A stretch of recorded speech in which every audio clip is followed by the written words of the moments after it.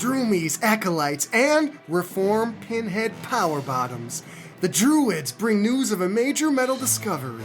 In the mossy undergrowth of a Celtic grave, a warrior's tunic was found. A curious garb adorned with strange icons and symbols. This garment was made of a crude blend of denim, spikes, and boiled leather. On its back bore the sign of the horns, the first known heavy metal imagery. And inside the strange tunic, a scroll that foretold the coming of a battle vest of exceptional power, one with perfectly removed sleeves, patches of the finest taste, and whose love of heavy metal would be unrivaled. Today, the Druids welcome you to the legend of the best of the vest. So young Droomies, are you a grower or a sower? Storm Ruler, hit it!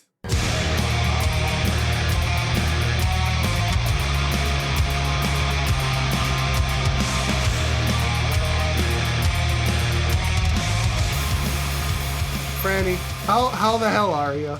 Oh, dude, I'm doing real good, man. I'm finally over my prolonged sickness with a mini recovery, and then a week and a half of sickness again. Finally over that shit. I lost about 20 pounds in explosive diarrhea.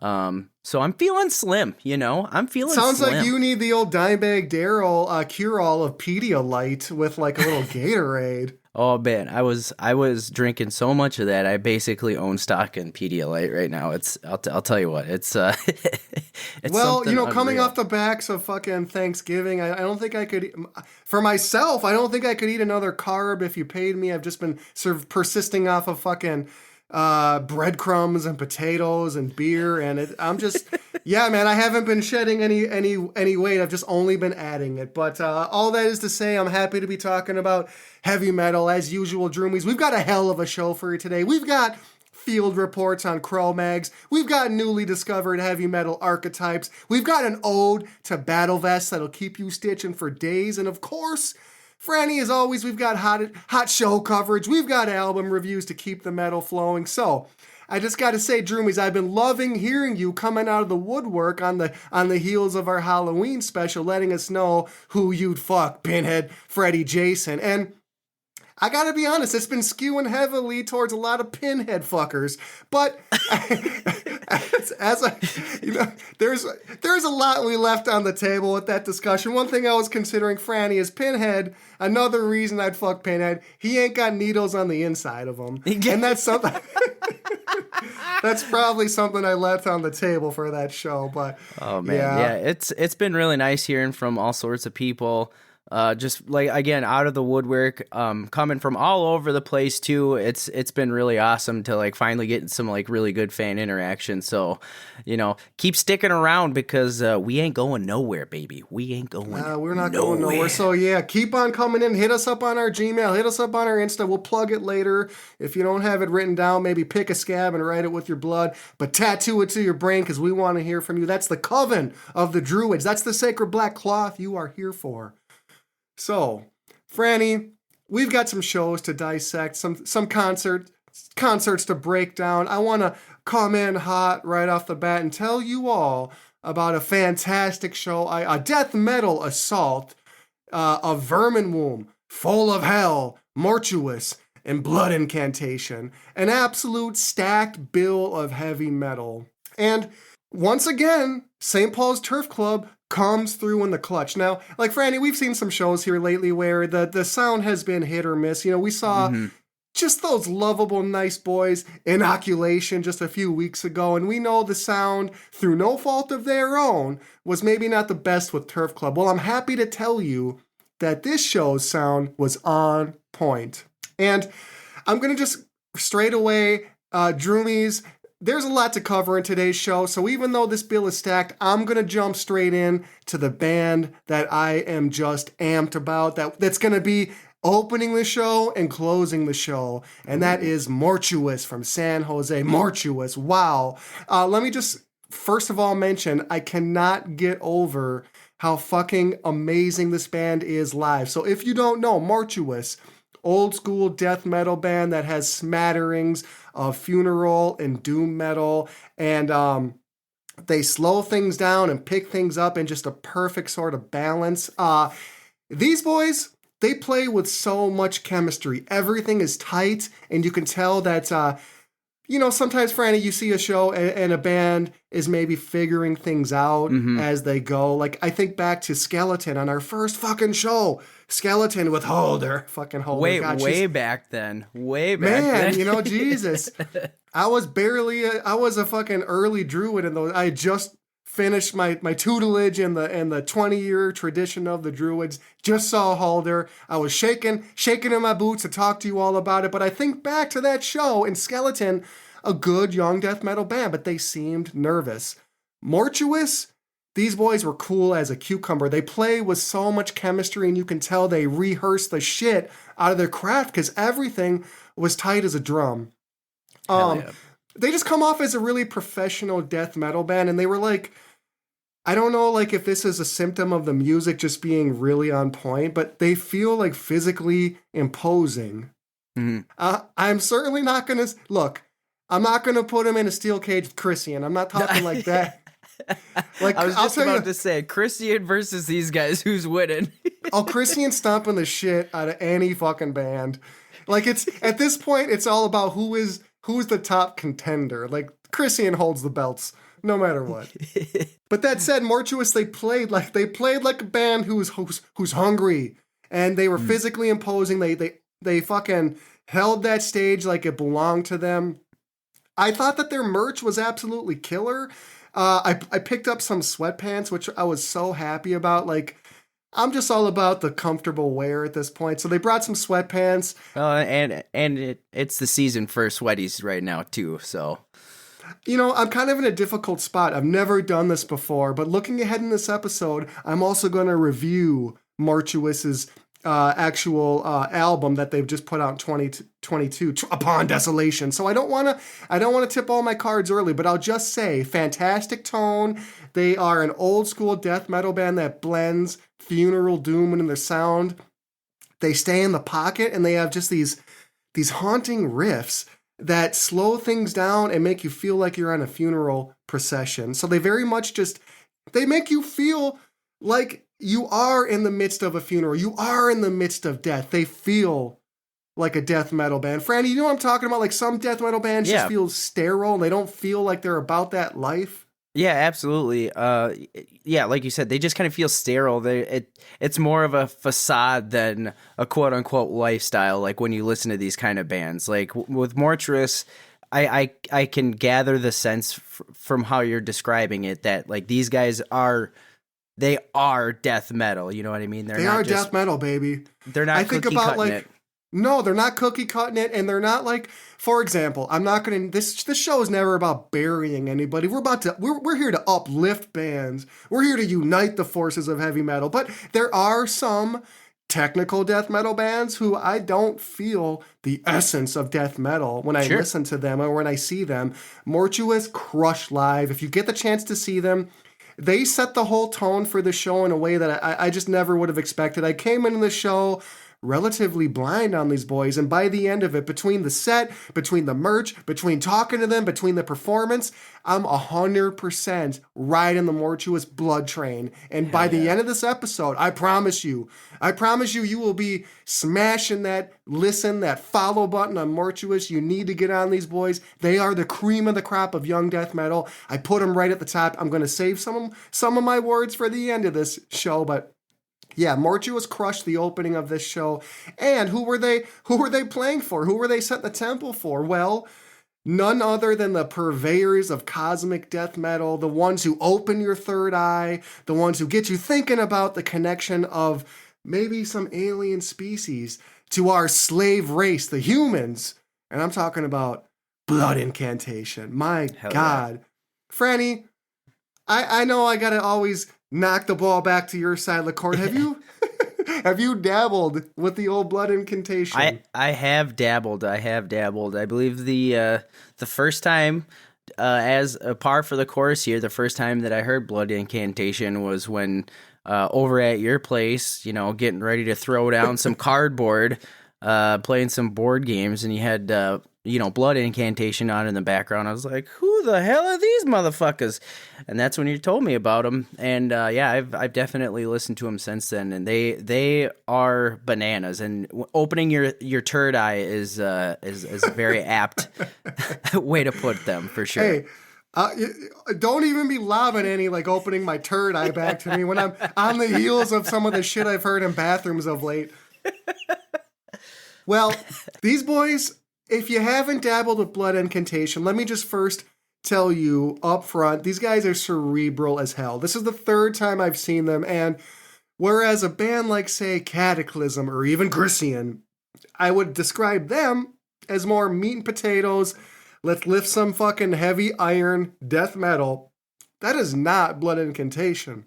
Blood incantation, I almost cringe sometimes to like say something is thinking man's or thinking person's heavy metal, because it just comes with connotations of like piety or gatekeeping or just, you know what I'm saying? Like there's no gatekeeping here. It's just that they're going to write songs that delve into esoteric sort of, narratives. One of the things that I loved going back to our Hallows Eve episode, we talked a little bit about how, the 90s gave us conspiracy theories that were markedly fun about aliens, about Roswell, about what's out there. Well, much to that sort of like, much similar to that vein, Blood Incantation sings a lot about aliens and potential connection points with extraterrestrial life to our own species. They spin up, I love this, but inner paths to outer space. This idea of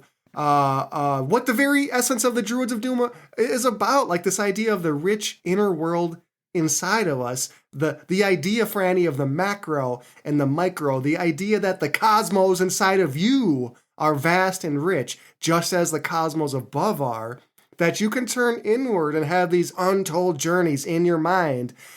These are ideas that are not new. These are ancient ideas of esoteric teachers that have been explored forever. But Blood Incantation set these sort of ideas to death metal. So when it comes to their concerts, this is my third time seeing them. Your best bet, if you want to go see a Blood Incantation show, is pick a spot on a stool or pick a spot close to stage and absorb that shit. Because from start to finish, they are going to pull you in and give you an immersive experience that by the end of it, you're pretty shook. And I was left shook at this show. Excellent tone, excellent ragers, textures that just build. The crowd was rabid, by the way. Like, you think of a band like Blood Incantation, and they're not a band I would think of as a moshing type of band, but just their death metal just takes you over. And I was surprised to see that the crowd actually did get pretty ravenous for these boys, despite the fact that they don't write riff stomping music. So again, it's not riff oriented stomping death metal. It's cerebral death metal. It's textured, much like a band like Death, who we've explored. They take a cyclical approach to their music where they introduce a melody and they circle back to it. This is my third time seeing them. I think that's everything. These things come in threes. I think I've said that 3 times, but this was the most blown away I've been by them. And I think it was largely about set and setting. Wonderful place to see a show. Wonderful band to open for them with Mortuous, and the crowd was fired up. Incredible drumming, insane time signatures, fantastic tone. I would say Blood Incantation is an experience you don't want to miss out on. So if you get the chance to see this tour, these guys have been the darlings of death metal now for like going on 4 or 5 years, going back to Starspawn when they released that album. And just like, I almost see this band as like the guys who were on that first wave of this cavernous death metal renaissance that's been going strong now for the better part of 5 years. So yeah. And I love that you brought this up, Franny, but Time Wave Zero. I mean, goddamn, a death metal band puts out an ambient record and it crushes? Yeah. My God. It's crazy. You talk about taking risks with your catalog. That's just like territory. I think we're going to look back in 10 or 15 years and say, goddamn, I cannot believe that in that moment we didn't realize that something special was happening with this band. They're unique. So I loved everything I heard. I was wishing you were there. Like, this was one of those, this was a Franny show up and down the bill. I just hate being able to, or not being able to go to these shows, because when you describe some of these bands, especially in the live setting, I'm just like, man, I'm just getting shafted here once again. But kind of touching on the setting and the venue, I honestly feel like the Turf Club is quickly becoming one of my preferred concert venues. Like, I always enjoy going to see a concert there. It's a really intimate setting, so you can get like really up close and personal with a band while they're up there, you know, just beating your brains in with some sick ass riffs, or you know, kind of just go with the flow if it's like an ambiance type metal or something like that. Or you can bust out some sick ass dance moves like Metal Elaine. Metal Elaine is a fucking sight to behold. She's a fucking P.T. Barnum would if you put Metal Elaine in about 1918 and she's being featured on the side of a fucking tent. She's on the side of a train. Rural areas across America are piling into a tent to watch that bitch do her thing. Fucking unbelievable. So good. You know, the Turf Club's cool too because they've got that underground bar with all these paintings of clowns. It just adds a John Wayne Gacy sort of vibe to things, and yeah, sure, I love it. So you know, that was, you know, we've got a little bit of a lull right now with the American holiday season with Thanksgiving, but this show went down just before November hit, and it was one of the stronger death metal bills I've seen in a while. I wish I could say more about Vermin Womb and Full of Hell, but we've got a lot to cover today. Those bands were competent death metal. They didn't blow me away, but I also wasn't disappointed. So I do want to tell you about a show that, boy, oh man, we're always trying to uplift. I'm just going to fucking now contradict myself because I said we want to uplift bands. Yeah. But I saw a rare fucking snooze fest recently, and a band who I fucking cherish and love because they're doing something unique in modern music. I saw Wardruna on my goddamn birthday with my fiance, and that should have been, all those things together should have been a deadlock for a great show. But it wasn't. You know what was interesting, though, in seeing Wardruna, as always, as fucking Druids, we are anthropologists. Going back to concert survival, you've got to keep your head on a swivel. You got to be doing research. You got to be people watching.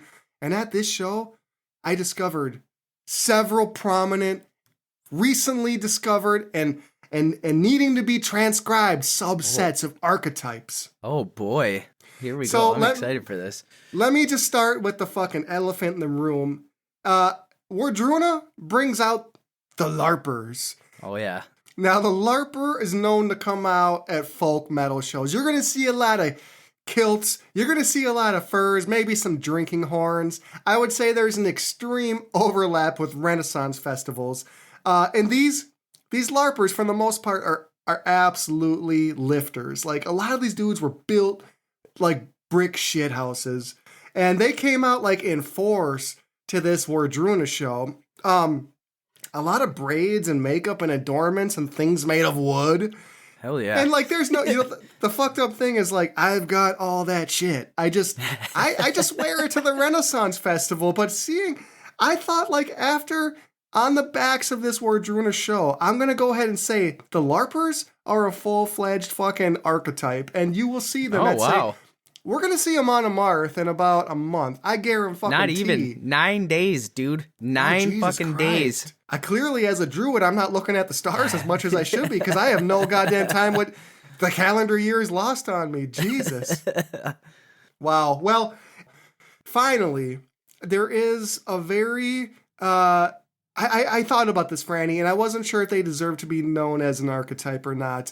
But I settled after sitting there mid-set and observing a nipple gazer, I have to say that this group is absolutely an archetype that must be watched out for. And if you don't know what I'm talking about with mid-set nipple gazers, fucking head back to the Concert Survival Guide and you will understand. But droogies, Not to be confused with droomies, but droogies. Now, droogies, they are under the influence of a battery of intoxicants that are not limited to booze or cannabis. They are unpredictable, but ultimately easily avoidable. These are the guys and gals that are stumbling about at a show, slurring their fucking speech, starting mosh pits when literally there's nothing happening. Nobody going on, yeah. Droogies are an archetype that I'm always aware of because A, they're either bringing conversations I want nothing a part of, they're speaking at me and spitting all over me. It's like, bro, I wanted the news, not the weather.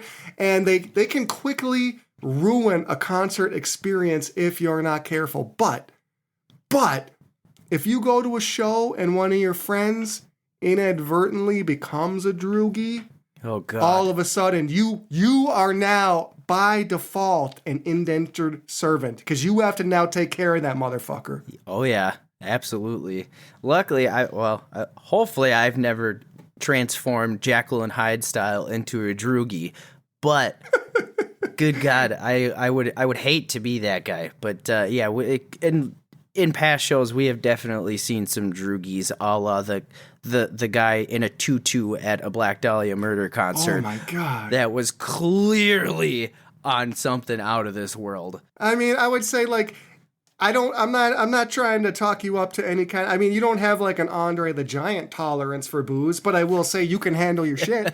I have never seen you out of control. You have always had a coherent ability to appraise your surroundings and to get from point A to point B and enjoy the music without stumbling around. You always are on top of your shit. Absolutely not. Oh, thank God. Thank God. Thank God, because I have been known to flip a switch every once in a while, so I just wanted to make sure that the switch, once it's flipped, doesn't transform me into a droogie. Well, the field research is always happening, Droomies, so always, we want to hear from you. Send in your archetypes. Who are the people you are guaranteed to see at a metal show? Give us the full report. We will continue with our anthropological field research, always here at the Druids of Doom. Absolutely. Well, with that, we've explored archetypes. We've talked about Mortuous. My God, I can't wait to talk about them again. Hang around till the end of the episode, Droomies. You're going to want to hear this review. But for now, let us slip into something a little more comfortable. Yeah. Let us put something on where the guns can breathe a little bit. Sun's out, guns out. I'm talking, see my vest, and put my talents to the test. The Druids are here to talk to you about battle vests. What a quintessential part of heavy metal culture that is the battle vest. I think, Franny, there's a lot of signs that you are a full-fledged metalhead, but few are as iconic and instantly recognizable as a battle vest. What say you? There's no argument to that at all. There's none. There is nothing more quintessential to metal and metal fans than a battle vest.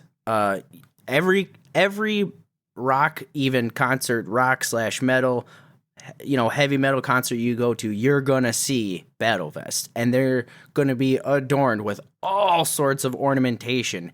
And that's the best part about it. It's an expression of self, and that's why I think it's quintessential metal music, or quintessential to metal music rather, and synonymous with the battle vest.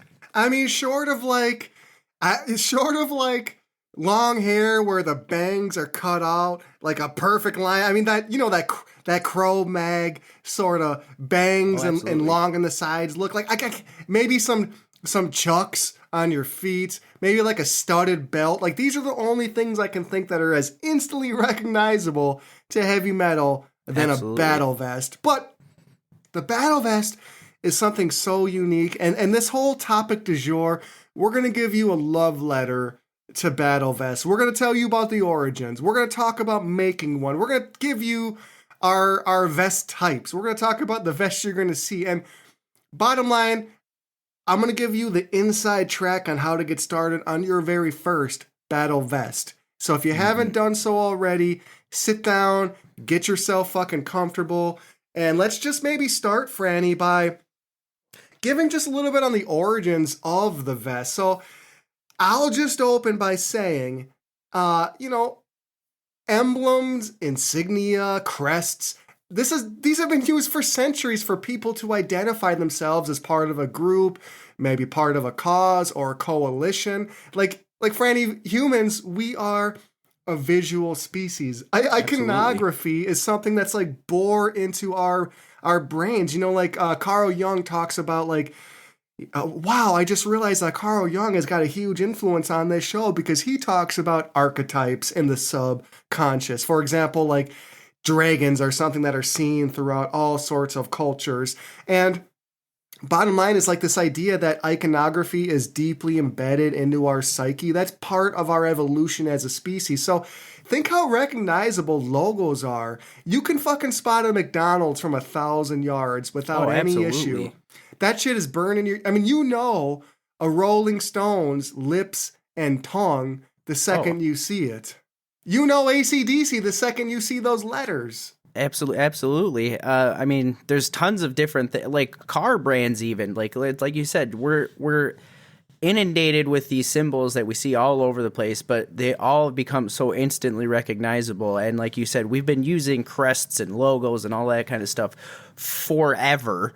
Like go look back at the cave paintings and stuff like that. You'll see all sorts of symbols and icons and stuff like that. You can't tell me that like when some Cro-Mag put their hand on the wall and drew like a pig or a bull or some shit like that another Cro-Mag stumbling into the same cave didn't know what that meant. Of course they did. They had to have known. You talk about some true Cro-Mag tribal elders. Once upon a time, you fucking know some Cro-Mag was tanning some leather and drawing some crude ass bison on the back of that shit, like absolutely, and marking that I'm from fucking the East Side Cave. We're the bisons, and some motherfuckers. Well, goddamn, we're the wolves. And I just, oh my god, you're just giving me this Encino Man imagery. Jesus Christ. Well. So the bottom line is, we are a visual species. We recognize logos. We recognize iconography. It's a unique human expression for us to identify ourselves as part of a group. So where the fuck do battle vests in heavy metal come from? Well, the answer is kind of nuanced. I mean, on the one side, you've got to mention like motorcycle biker culture. Like vests has always been a big part of that culture, but also like military uniforms where you will be able to spot like rank or achievement or medals of honor right away by the way military uniforms are constructed. So once upon a time, early heavy metal is seeing this like biker culture. And a lot of this biker culture, by the way, is built on like veterans coming back from like especially World War II or Vietnam, looking for brotherhood, maybe feeling like a bit like they're on the outskirts of society. Like this is not a political show, so we're not going to go into it. But suffice it to say that in that sort of brotherhood, these guys built their own way to identify themselves, and these leather jackets that they wore with, the Sons of Silence or the Hell's Angels or whatever, the Mongols. I mean, biker culture is really interesting, by the way. But early punk rockers and heavy metal people, they're seeing this sort of approach to identifying a subculture, and slowly but surely they're starting to adopt that. And it's in punk rock and it's in rock and roll that people start to first wear vests with the bands that they love. And Franny, this is not unique to heavy metal. That's my point. Is like, think about this, like in a more normie sort of adaptation, you think about Letterman jackets. Where people, absolutely. Like you're on the fucking Glee Club or the swim. By the way, I don't even fucking actually know. What the fuck is a Glee Club? I don't even know. Fuck, dude, your guess is as good as mine. I have no the fuck idea what a Glee Club is. I don't. For a long time, I thought a Glee Club was just like, a fan support group, but then I found out that's what like the Booster Club is. So then I'm like, well, what the fuck's a Glee Club? I have no idea. No idea. I don't think anybody knows. People on Glee Club don't even know what Glee Club is. It's like I fucking went and I got the wrong homeroom and all of a sudden I'm in Glee Club. Fuck. I'm taking shots to the stomach because people think I'm in Glee Club. But to kind of touch on your point of like the origins of where it kind of all started, through some of my own research, you briefly touched on pilots with their bomber jackets. Not only would they display like rank and stuff like that, but they would have patches from different squadrons that they were annexed to or would become a part of. And that's actually where, in a later topic for the main du jour here is patch trading. That's actually where that kind of got started and like normalized almost. Is that like, Interesting. These veterans, they would, swap patches with members of like different squadrons or somebody that they get annexed with or whatever, like a radio operator in a bomber squadron has to get shoved over to a different squadron because they're short a guy. And then they would do patch trading and stuff like that. So it's actually pretty interesting that they, collecting patches. I'm sure it started sooner, but like from my research that I was able to find is they kind of started in World War II, like towards the end of it with like bombers and fighter squadrons. Super interesting to see how this all got started. And I think the kind of binding thread, whether we're talking about veterans or motorcycle clubs, always remember they're clubs, people. All above they're all above the table. Nothing ever shady going on here, folks. Absolutely. But these are all subcultures, and they're subcultures looking to retain like a core group identity or some way to have cohesion as a way to build unity. So what do we use vests for? Well, it's allegiance, it's loyalty to bands, it's loyalty to genres and scenes. It's something that sets you apart from the broader dominant culture. And when we think about setting yourself apart from that dominant, broader culture, what does it come down to? Self-fucking expression, for better or worse. Absolutely. And we'll touch on that a little bit later, but for better or worse, this vest creation is about expressing yourself. It's a way to step beyond just wearing a band shirt. It's almost like, Franny, I think a battle vest is almost like the final form of authenticity for your love of this heavy metal music. And yeah, I mean, the interesting thing too about patches is we're gonna talk a lot about patches, but early on when you talk about battle vests, patches were like pretty much just proof of attending a concert. Sure. So if you were going to put a patch on your vest early on, that meant that you went to a show and you saw that band and you bought that motherfucker, because this is before the internet. You're not jumping online and going on fucking eBay and buying in mass a bunch of fucking patches for shows you never saw. This is like your passport almost to the shows you've seen. It's a window into the bands that you love. And I just want to give a shout out right now. If you are in the market, we're not sponsored, okay, folks? This is not a fucking commercial. But if you're in the market to make a fucking vest, I would strongly tell you to check out a vendor called Pull the Plug Patches. I think they're out of Australia. And Craigo from Perth, he probably knows about Pull the Plug Patches. But they do some of the most unique patches on the market. You got to check them out. Franny, have you dabbled in Pull the Plug patches? I sure as fuck have. Like you said, they make some sick ass fucking patches, and they always got some like pretty unique ones too. Like they have like this comic book series of like back patches where they'll take like popular bands. I don't know if it's like cover art, but they'll like make it look like a fucking comic book, and they're so awesome. It's so fucking sick. The only thing I have to say about them is that their patches sell out fucking fast. So like sometimes if you see a patch, it'll be sold out before you even realized it, and that part kind of sucks. But yes, I have dabbled in them. And they do make some fucking sick ass patches. Can't recommend it enough, but you got to act fast on a lot of their stuff. Also, we're not sponsored. You got to act fast, and soon to be sponsored by Pull the Plug. Fuck yeah, I'm gonna fucking tag them on this show, and by the end of this, they're gonna be like, these boys got it. You know what? Jesus Christ, Druids of Doom. Let's get a fucking patch. Let's do a little collab work with them. Get a little patch going, huh? Yeah, that'd be sick. Well, the thing I love about a place like Pull the Plug is that their patches are almost unilaterally going to be embroidered. So when you talk about making a vest, we're going to go into materials here, but one thing you got to know when you are sitting down to select patches, you got really two choices. You've got embroidered patches or screen print patches. Mm-hmm. Screen print patches are going to give you a little bit more freedom and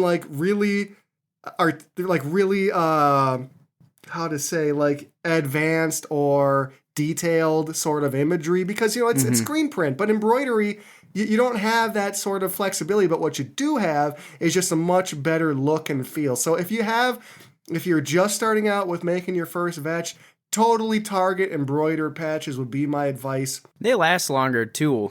Longer too. They're a little bit more hardier, so they'll be able to stand a beating a little bit longer. Screen printing, you're gonna have to not baby them, but I mean, like if you go into the pits a lot, there you're gonna get rubbed up on, and it might wear off the screen printing. But yeah, 100%. Well, that's good advice, because shout out to Ray Liotta and fucking Goodfellas. Everybody takes a beating sometimes, and your patches are gonna get rubbed up on. You're gonna fucking. Your vest, if you're making a vest and you're living that life, this vest is going to get beat up a little bit. You're going to be tossing it in the back of a trunk. You're going to be riding on the back of a subway. Hopefully you're not going to be droogied out.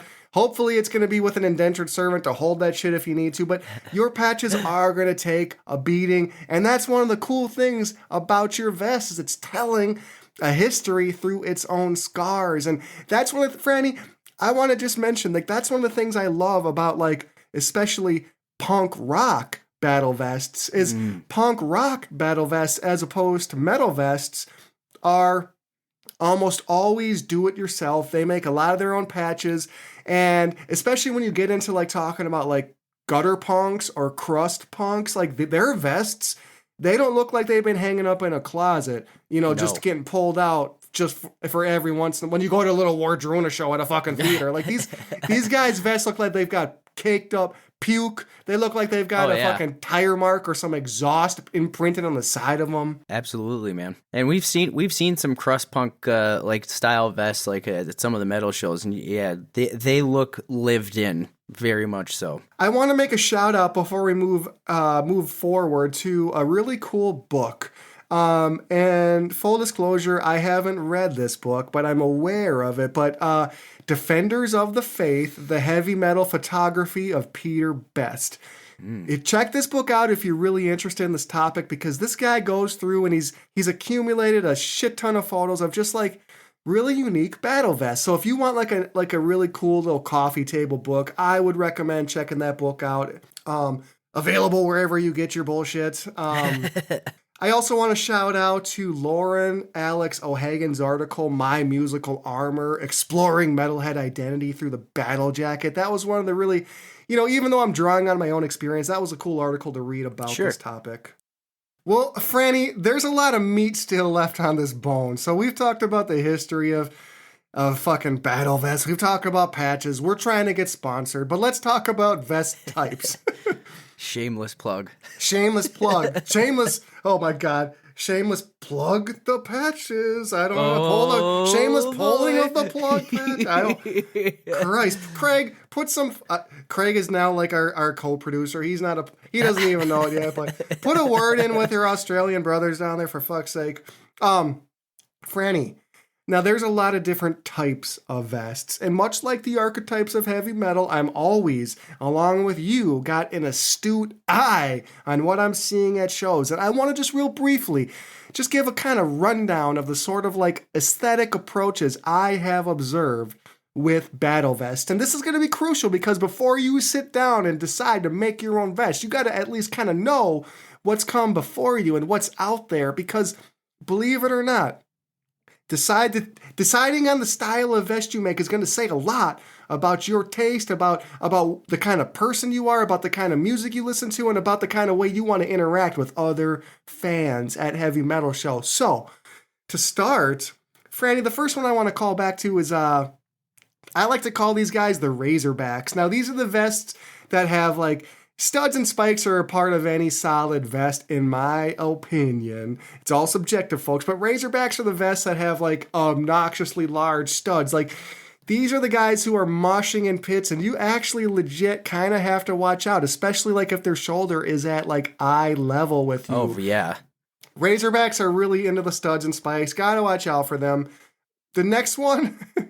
This is my least favorite type of metal vest. I'm not going to lie. It's all subjective, but fuck this kind of vest. Now, these are the NASCAR boys. Them damn NASCAR boys at it again. Shoot. I don't like the NASCAR boys. Now, this ain't a political show. It's not about subculture. This is not about North and South. You put me in Daytona, I'm going to have a fucking great time. I promise you. But why do I say the NASCAR boys? Because much like a NASCAR, these guys take their approach to building a vest with an all-over sort of approach. And then you could say, and you can argue probably with some compelling conviction that that is an aesthetic. Well, I'll just tell you, it's a fucking ugly aesthetic. But the NASCAR boys are the ones that cover every square fucking inch with patches. I don't like the look of that at all. There's no negative space. All right? And there's no flow. There's no rhythm. I want some fucking rhythm. So if you are at all of a visual arts background, you're going to see these fucking vomit piles of a vest and instantly recoil. Franny's like, he's thinking I'm going in too hard, but fuck the NASCAR boy vests. You got it. Look, less is more. Jesus, less is fucking more, guys. Before you sit down to make a vest, sit down carefully and maybe don't throw every goddamn patch you've accumulated at every, show you've gone to. What say you, Franny? Are you worried you're a NASCAR boy over there? I see your vest in the background. You can't tell me that's a NASCAR boy vest. That is not a NASCAR boy vest. Not at all. But I'm seeing plenty of denim. At the same time, like when it comes to the lack of negative space when it comes to battle vests, I don't mind it. In fact, some of them I feel like, especially when they have almost a color palette / theme to them, I feel like those can look pretty fucking sick. Like I saw one that was like almost exclusively like black and like sleep lime green, like patches, like everything was like sleep lime green. I don't know if that's like just straight lime green. If you know the logo, you know what I'm talking about. But his whole vest was just covered in like screen printed patches, and everything was sewn on with this like lime green thread. It did look pretty sick. But the ones that kind of get me is kind of like you said, it's just like a big, huge like mishmash of like everything, the whole kitchen sink, as it were. But at the same time, these are just our opinions, guys and gals. Like, don't even fret about it. If you're a NASCAR boy and or girl, kindly tell us to just go fuck ourselves. Like, for real, it's just our opinions, really. I think there's someone. If you know what, I so fucking hope someone listening to this, probably in Germany, because fucking German fans they're prone to making these fucking NASCAR boy vests. I hope one of them is like slinking off in their closet, one tear going down the cheek, like feeling like they were part of the coven, and now we're burying them about their vests halfway through the show. Look at Franny's got the ticket. It's all about what you love. We're going to hit this over and over again, but the golden rule is do what you want. Anything goes with your vest. It's whatever you love. But I'm right, you're wrong. NASCAR boy vests are fucking ugly. And I'll go a step further.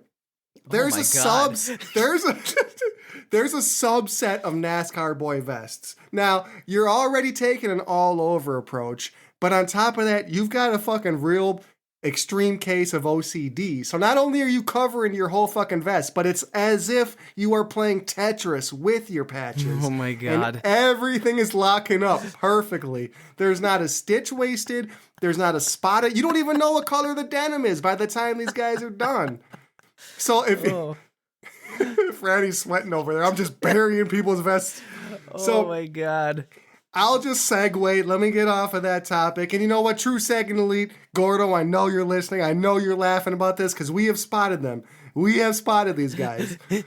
Turned our noses up at them. But cult chasers. Cult chasers are the vest. Now, this is almost always going to be black metal. Some death metal too, but these cult chaser vests are all about what are the most underground goddamn bands you could find. Like Franny, I like to think that I've got a fairly, deep knowledge of heavy metal. Some of these cult chaser vests, I have no goddamn idea what I'm even looking at. And I'm like, holy shit. And I'm like legit impressed. Like there is no hate here. I'm like, how the fuck? I've got this huge metal collection. I've dedicated my adult life to knowing this genre. And I'm looking at this vest and I don't have a goddamn idea of a single band on it. And I don't give a fuck. I'm going to toot my own horn a little bit and say that doesn't happen by accident. Like if you are crossing my path and I don't know a goddamn band, like you have made a concerted effort to go into the sub 10th layer of Dante's hell of metal digging. You are. Absolutely. I mean, my God, this is like, so I have a ton of respect for those sort of vests because like there's no turning back for you. Like your family they're worried about you because your whole life is finding obscure bands. And like, I almost wonder, like, is there sort of like a crisis that occurs on these vests when a band gets signed to a label and all of a sudden people start to know who they are? Like, do you gotta remove that patch now that people know who they are? The retiring of a patch ceremony. Oh my God. Wow. What does that ceremony look like? Do you have to like bury that shit under some dirt and some moss and burn some sage? Like, is there a whole pomp and circumstance? No. You got to burn the patch, then bury the ashes. That way it gives nutrients to whatever you plant on top of it. Holy shit. You know, we are an agrarian loving people here at the Druids of Doom. We want you to burn those patches and much like Shiva, through destruction is rebirth, and we believe in that here. I also want to call out just genre love letters. So these are the vests that, you know, we know, Franny, that heavy metal is it's just a deeply micro niche genre. Like, there is genres inside of genres. Jesus Christ, you could like death metal, absolutely. but be like, oh, I only listen to brutal death metal. Well, I only listen to technical death metal, and I'm over here like, give me the cavernous old school death metal. But there are people that will make their vests just around a single genre, and that's a way. That's a way to be like, yeah, you know what? I'm all about that stoner doom life, or I'm all about just this raw cavernous death metal. But I like to call those genre love letters. Have you seen these vests, Franny? Oh yeah, absolutely. I'm 100% sure we've seen plenty of them at shows we've gone to. Yeah, they are all about just dedicating their life and love to a particular genre of music, like you said, whether that be like doom metal or tech death or you know, brutal death or thrash metal, or you know what I mean, whatever. Like, we've definitely seen those. Like, I do remember seeing this thrash vest that I can't remember what show it was, but I mean, like, it had just an awesome municipal waist patch on it, and it was everything around it was just dedicated to thrash metal, and it was really, really well put together. You know, when I think about a genre love letter sort of vest, one thing that'll just stop me dead in my tracks, and I'll just be admiring you the whole show from a myriad of angles, is if you have like a new wave of traditional heavy metal vest, if you've got like a vest with like Saxon or Omen or Iron Maiden, like those sorts of bands, like a Medieval Steel, like those 80s bands that, and they're bands, modern bands that do that too. Like, you know, we think of these bands like Haunt or Night Demon or Satan, which is, you know, they're old, but they're new. I love a genre love letter to that traditional heavy metal sound. It's just sacred to me. And I don't see those a lot, but when I do, I lose my mind. I don't know if I've ever seen a power metal love letter vest yet. No, I haven't seen one. I mean, like, we're in the fucking middle. We're in flyover land in America. Like, we have a death metal show every other week, but power metal, not a lot of that. No, that's right. We don't have a lot of power metal. I mean, that's the only power metal thing that I can think of that's like coming somewhat soon is like Hammerfall and Halloween that's coming in May. Like, other than that, I can't really think of any real power metal centric shows coming through at all, which kind of sucks. It does suck. I mean, I love power metal, not to your degree. I'm not fucking what's the fucking xylophone band again? I can't even remember them anymore. The Fellowship. Jesus Christ. Dude, what would you do? If you saw someone with the Fellowship goddamn vest, would that be like the Fellowship of the Ring for you? Like, would you walk up to them and feel like an instant affinity? Like, what would you do? Oh yeah, dude, if I saw a Fellowship like back patch or something, or even just a Fellowship patch, I'm walking over into you, I'm high-fiving you, and then asking all sorts of questions. What's your favorite color dragon? I mean, do you wear a suit of armor? Are you a spellcaster? You know, that kind of stuff. But yeah, I would definitely strike up a conversation with somebody rocking a Fellowship patch. Not gonna lie. I would have to talk to them too, just to be like, you know what? Hey, I met the other. So you're a fan. I met the only other fan. I got to try to introduce you to. I'm just like full of fucking shit here. I'm like, yeah. Again, we're trying to we're trying to build bands up, and I'm sitting here shitting on the 2 fucking fellowship bands. Like, look, there's only 2 of these guys. Like, they need support. But if you guys get one more, you can have like a Triforce of power, because now there's 3 of you. And then you start to get a little something cooking. You son of a bitch. I got a couple more vests I'd like to call out. This is my favorite, Franny, the custom paint jobs, like the Pimp My Vest. Now, this is something I will always appreciate someone who, and a lot of times you'll see this, Franny, on like a leather vest, because that's easier to paint. But people that will make a custom paint job on their vest, much respect to you. It takes a lot of dedication and planned effort to paint your vest. I've done this. I haven't jumped in full throttle and done my own like back patch of a paint job, but I do like to paint the top of a vest with a band. I love seeing that. I was just about to say, like, you've actually dabbled in this quite a bit, and everybody listen, make sure to check our Instagram and stuff like that, because we'll post pictures of all of our battle vests later after the show comes out, so you can shit on ours as you like, or give us much love on it. Make sure to shit on Wrecker's vest. Hey, no, I mean, you've dabbled in this, though. You've dabbled in this. They're not going to see a fellowship patch, so that alone should immediately give them some positivity. The good love coven's going to flow when they see that there's not a dearth of fellowship patches. Oh my God. Jesus Christ, poor fellowship. They're 3 fans, just getting mad. You son of a bitch. Well, Franny, I'll just close my vest types. I've seen things like people make vests for their dogs or their babies, or the reality is sometimes you've got more patches than you have vests to put them on. So people get creative on where you could put your vest on like a laptop bag. You could put it on the back of your beanie. I mean, really, you're only limited by your imaginations, but I mean, I've seen some battle dresses before, I've seen some battle dresses before at shows and stuff. Like, those are pretty cool. But I remember floating this idea to you about when I got this dying fetus patch, and I would like put it on top of my hat, and it fit like fucking perfectly. Yeah. And it gave me the idea of like, I'm gonna make a fucking battle hat, and it's gonna be fucking sick. That's a fantastic idea.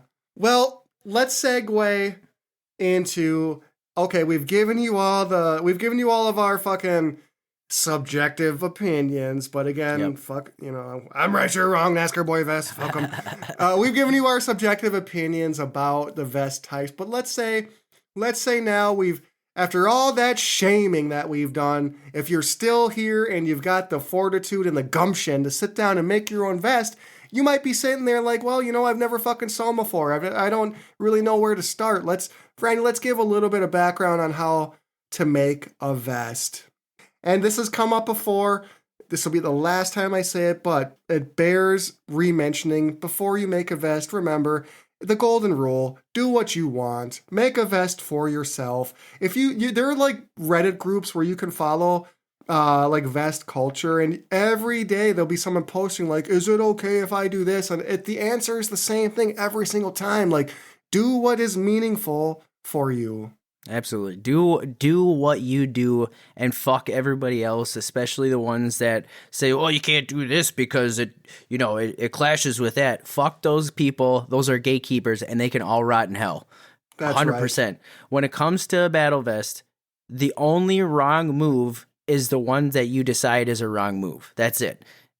Just do what feels right to you. Do what looks good to your eyes, whatever that is. You know what I mean? If it's just one denim jacket with just one big ass back patch, and that's what you feel is the perfect battle vest, then fucking, right on, man. Do you. You do you, baby. You can't make 100% of the vests that you don't attempt. So just yeah. A patch cannot be. If a patch falls in the forest and no one's there to fucking sew it on, well, did it ever really fall? No. The answer is no. So just fucking try. I think the first thing, if you want to make a vest, it's pretty fucking straightforward. You need a goddamn vest, and it's so straightforward that people like overthink this shit. Like, where do I get a vest? Like, honestly, I would tell you the best place to start is to go to some goddamn thrift stores or consignment shops in your area. Like, the reality is that denim jackets have come and gone out of fashion trends throughout the years. People get rid of denim jackets all the fucking All the time. time. So, I mean, bro, I would just start by going to a goddamn thrift store and seeing what you can find. Like, that's how I got a story for you later, but that is how you can find some really cheap denim to work with. And you get to try the motherfucker on, which is equally important. So, Franny, I would tell a young Droomy, go to a thrift store. You can buy a vest online. I have bought vests online, or denim jackets, but I think what you want to consider if you go that route is, what will you be wearing underneath your vest? If you want to squeeze a hoodie under your vest, make sure you're going to save room for that. Like, get something maybe a size up. Now, I'm a vain motherfucker, and you know I'm lifting weights, so I prefer a more punk rock, tighter fit to my vests. But not everyone is like that. So think about the size that you're comfortable with. I personally, again, subjective opinion, I think vests look better a little bit smaller. I mean, like, you're not going to button this motherfucker up. And if you do, Right. I would be like, you probably just should have a hoodie on underneath. So, I mean, Right. you're going to look kind of like a weird Victorian kind of, I don't know. If you're buttoning up a fucking metal vest, I just feel like you misunderstood the assignment. But again, you do you. If you want to squeeze a fucking cardigan under your metal vest and button that shit up with like a tie, like, okay.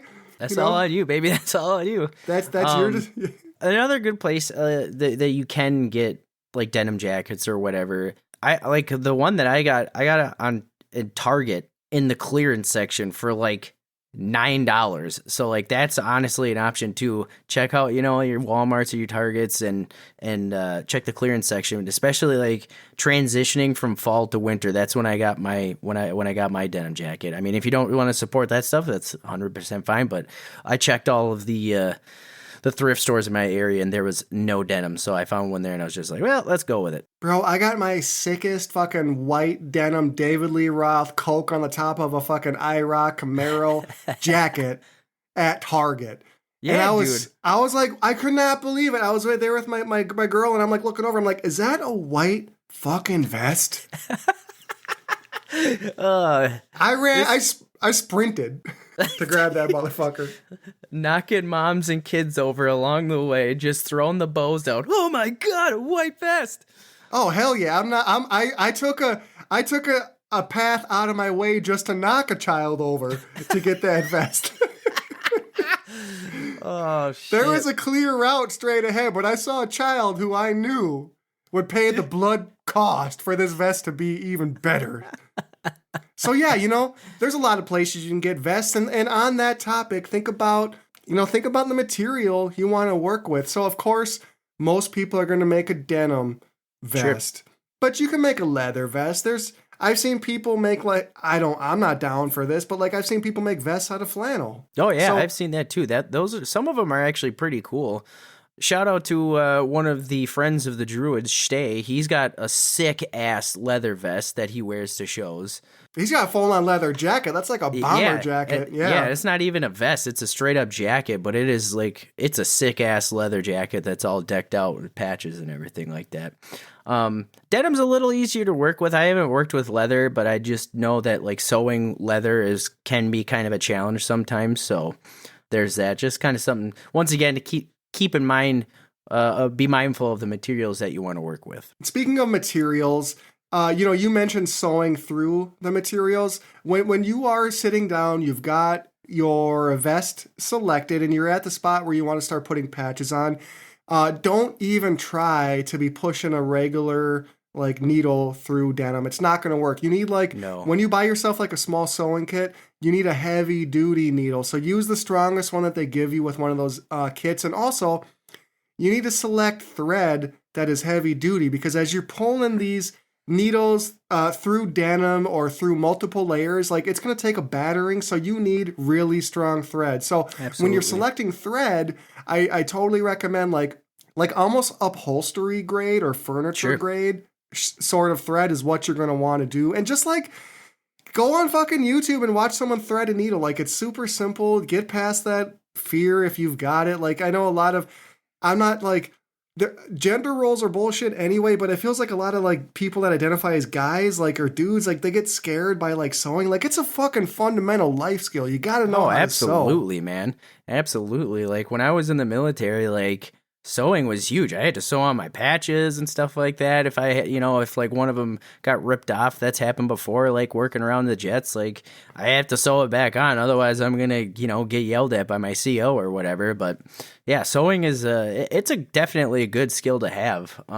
Basic life skill. Goddamn. Using thick thread, I've seen people use floss too, like dental floss. For sure. I've seen that as well. I know like punk rockers for sure like to do that too. I think my personal thought is like if you go with just traditional thread, you're going to have a lot more color options. So that's something to think about. Yep.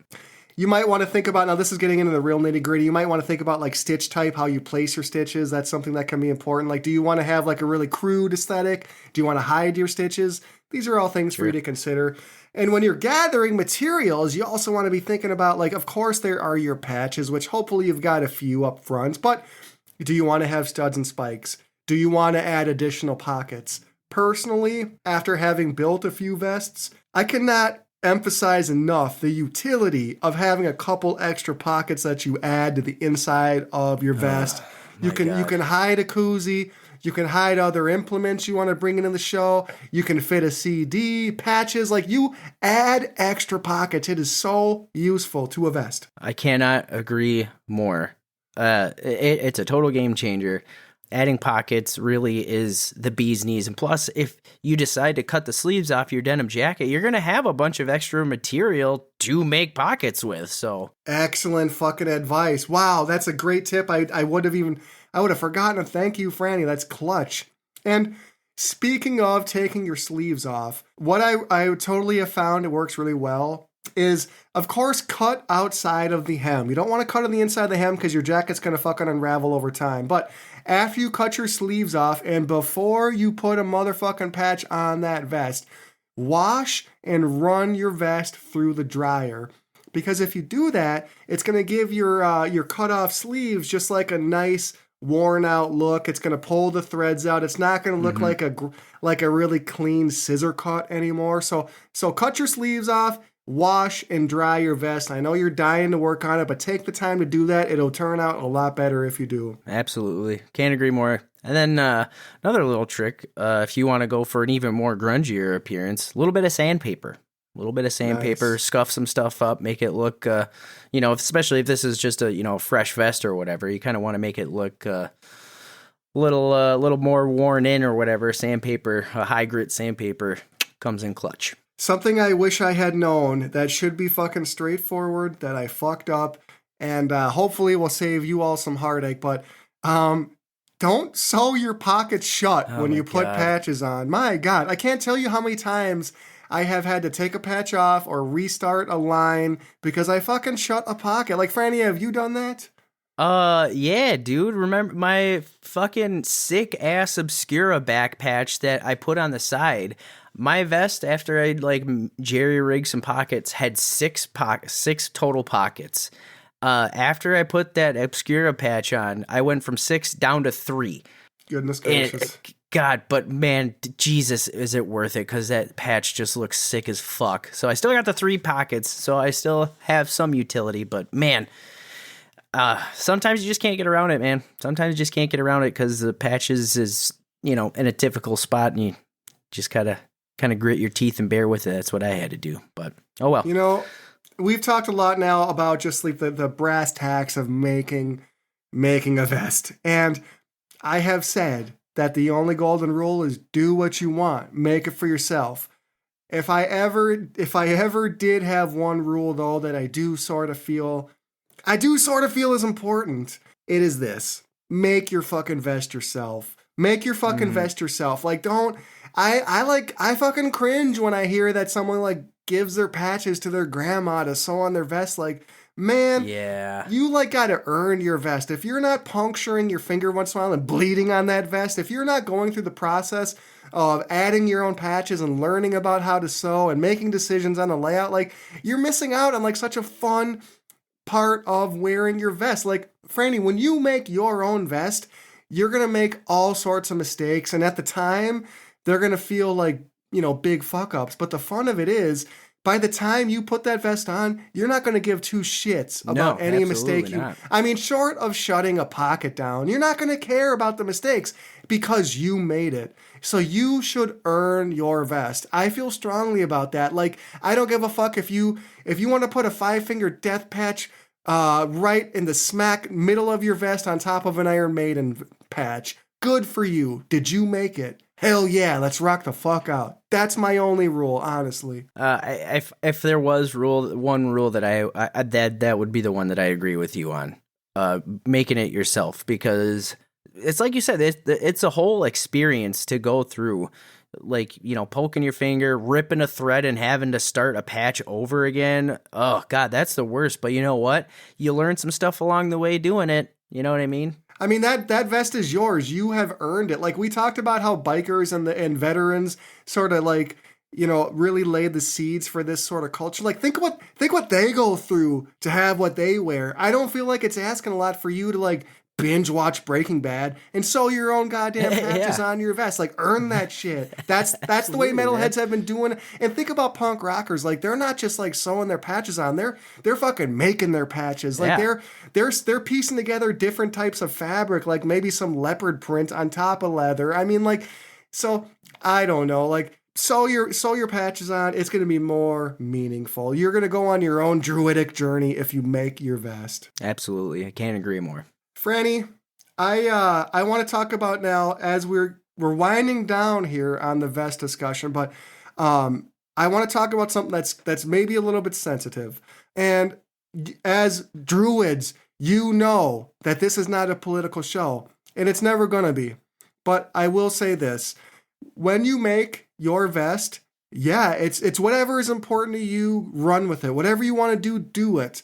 But just understand that who you choose to rep, that is going to reflect on you. Who you choose to rep, and I'm not talking about like from a musical perspective, but the reality is musicians are human beings, and where you decide to separate art from artist is a very personal decision. Now, heavy metal is not a genre without its own warts. And there are some artists who, personally, I think might have some repugnant personal views.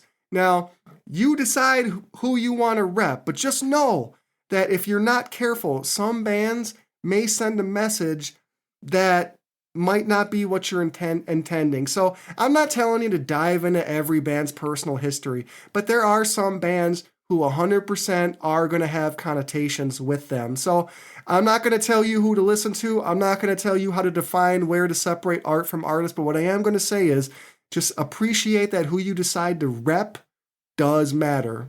I can 100% agree with that. It's like you said, some bands do have kind of negative connotations associated with them, or, checkered history that kind of makes people feel a certain way when they see them. Or see their patches or memorabilia or whatever. So I mean, I look forward at some point, Franny, we're going to have to try to figure out how to tackle the whole conversation around, like, how do you separate art from artist in heavy metal? And do you even need to? When is it appropriate? Like, everyone's got to decide for themselves. But, battle vests, they're an expression of you. So, think carefully about what you're trying to express. And for some of you hearing this, that's not at all going to be a concern, and I totally respect you. And at the same time, if I see certain patches on a vest, I'm instantly going to like have some character conclusions. So yeah. Anyway, I want to just share, Franny, do you got a moment for a brief like Moby Dick Holy Grail story about vest creation? Not really, other than the fact that I got that Obscura patch from you. Basically, we were at the Obscura show, and we both saw this patch basically at the same time, and we were both like, oh fuck, I want that patch. And then, basically had to Rochambeau for it, throw down on some rock, paper, scissors. Other than that, no, I don't have like a holy dick. Give me the whole. You don't. Give me the holy dick all day, baby. I don't have a Moby Dick story for patches, but I Holy feel dicker. I feel a You've been long as shit and inside of me. oh fuck. Fuck, That was man. good. That was good. Remix. Well, I don't have a holy dick, but I do have a Moby Dick story. I do have a white whale that I was searching for forever. I can't even believe how this worked out. I just have to share this because it felt like the discovery of a lifetime for me. So, Druids, I would tell you that if I had to pick my favorite heavy metal album, if I had to, the one that's been most meaningful to me, it would be Dissection's Storm of the Light's Bane. I adore that album. It was one of the first heavy metal albums that I actually purchased, and it means so much to me. Besides the fact that I think, like, sonically it's unfucking touchable, I just love everything about it. And as I built my first battle vest, I had to order a Storm of the Light's Bane back patch from, like, Poland, and it took like 3 months to get to me. And I was like, I was so ready to close out this back. I sewed everything on. I even had measured where this back patch was gonna go. Like I had, I had everything laid out. I knew where it was gonna go, and I was waiting for it. Well, check this out. I was like in a consignment shop in my local area, and I cannot believe this, but I stumbled upon a denim vest, and I thought to myself as I saw it sitting there on the rack, what if this was a heavy metal vest?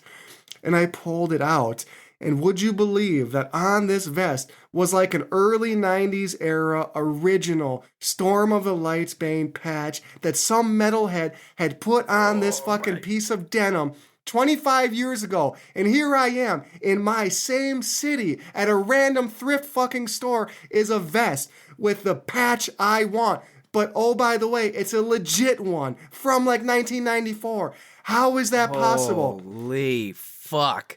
It felt like some strange synergy. It felt like a gift from the Ronnie James Dio universe straight to me. And like, look, I am someone who believes that there are moments that just demonstrate a synchronicity with the universe that other people might just say that's a coincidence. Fuck that. That was not coincidence. That was a moment of profound heavy metal fandom that I'll never probably have again. It's just like I could not script something more magical than that. You can't write that shit. You can't write it. It was a gift from the metal gods. It felt that way. It truly felt that way. Like I felt like Charlie in the Chocolate Factory finding a fucking golden ticket. I was running home to show my bedridden grandpa what I had found. We're jumping around the bed. We're going to the fucking factory. I'm wearing this denim vest. And fuck you, Mr. Wonka. That's my factory. Get out.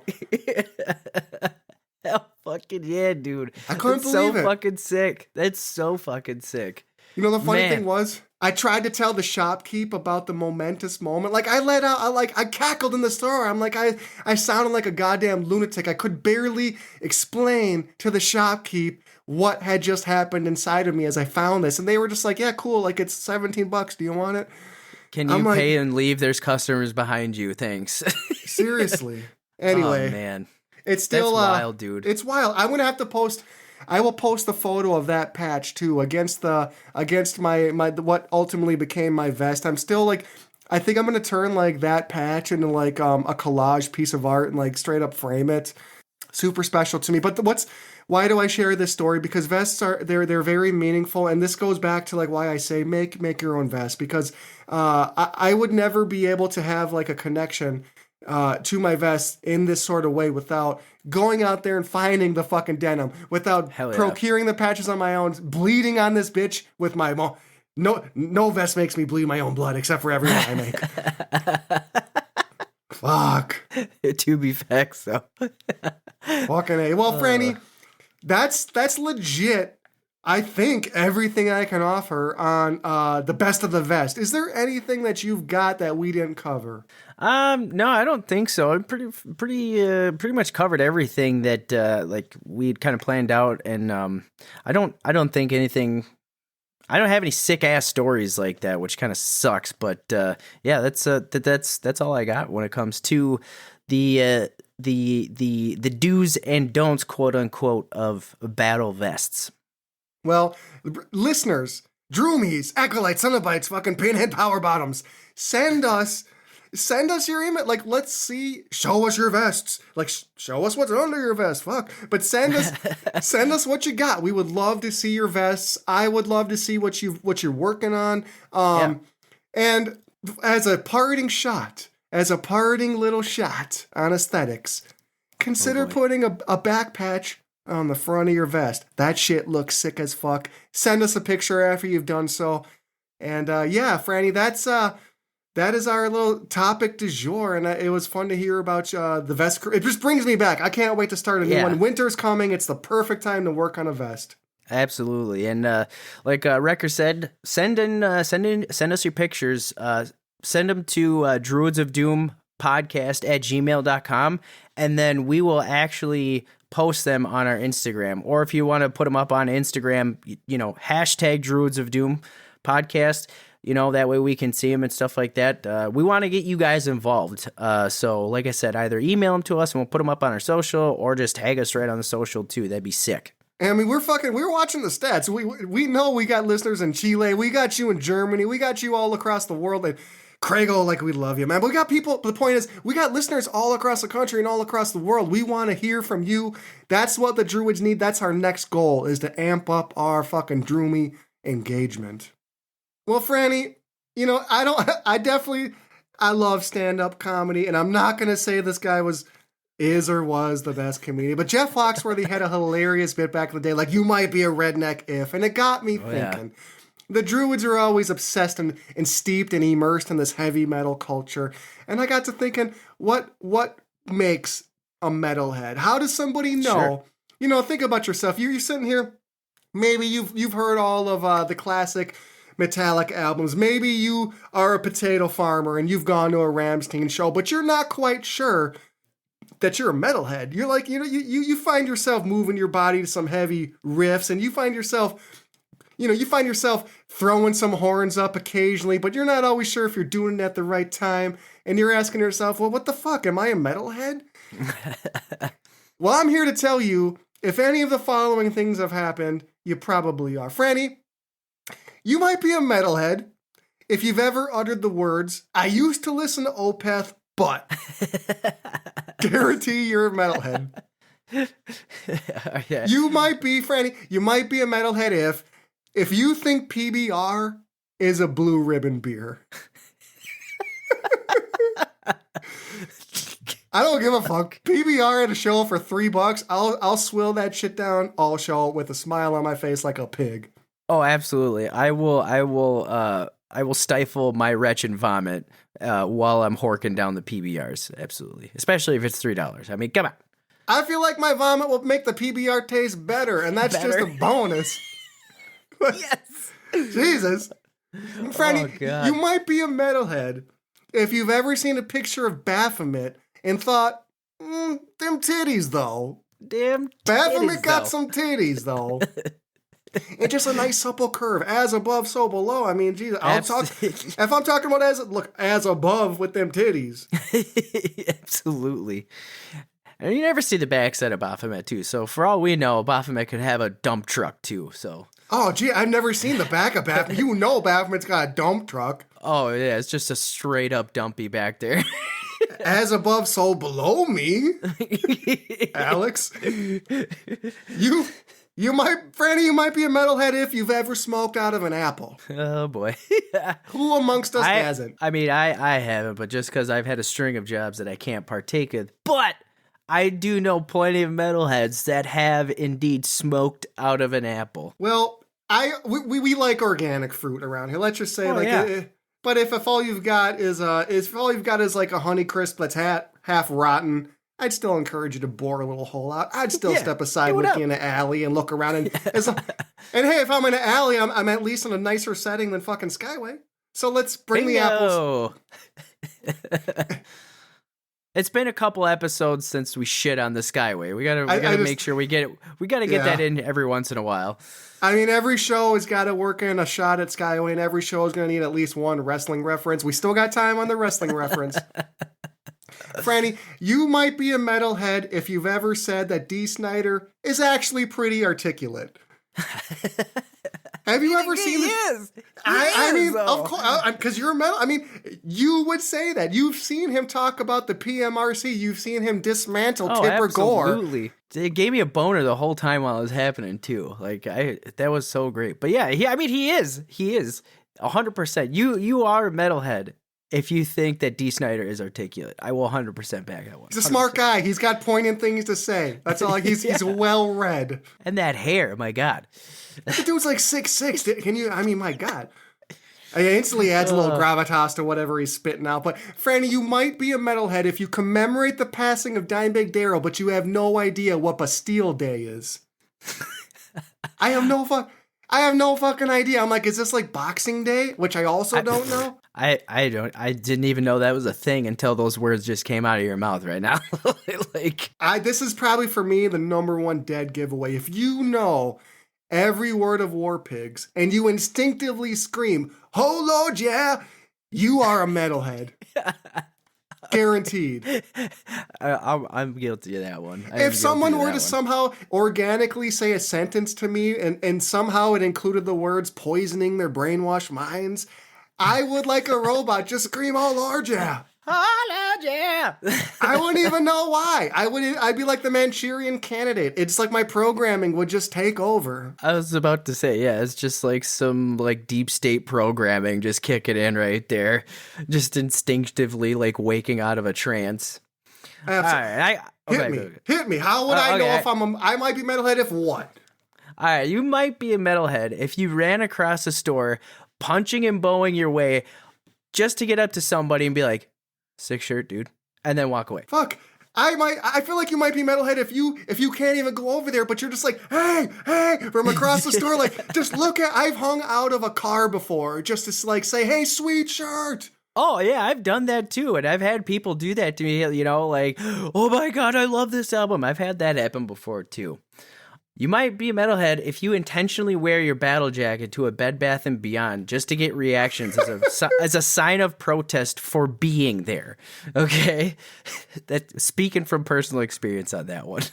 That I would love to see. Oh my God, I can just imagine the fucking, I need like a TLC or Discovery Channel show of like filming metalheads in the wild with their battle jackets going into like the craziest spaces that they have no business being in. Oh yeah, it's great. It's great. Like going into like an accountant's office, talking to like an actuary about like financial planning.